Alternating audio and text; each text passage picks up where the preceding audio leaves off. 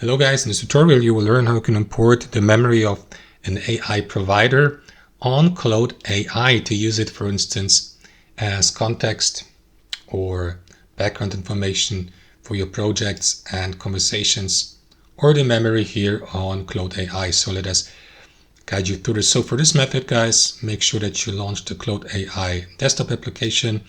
Navigate also to the given AI provider, be it Grok or Gemini, ChatGPT, and so on and so forth. So what you will need to do, guys, is enable that feature first here in Claude AI. So in the Claude AI desktop app, click into these three lines in the top left, navigate to File and Settings. What you want to do next, guys, is navigate to the capability section here on the left hand side. And from here, what you want to do is navigate to Import Memory and click into Start Importing here.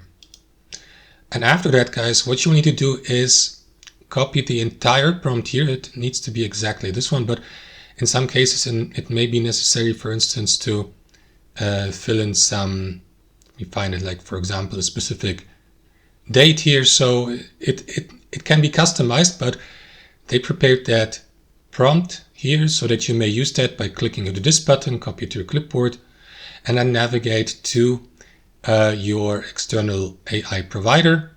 Start a new chat, for example. I'm here on Claude, but it works the same way on any other external AI provider. Start a new chat or navigate to a chat with the given provider and enter the prompt here and wait for the result, for the reply to be written by the AI chat assistant, and then you will need to copy that reply here to convert it into Claude's memory, and then confirm by clicking to Add to Memory, and Claude AI will then transform that reply into a memory to use it, for instance, as context for your future conversations here on Claude AI. And that's it, guys.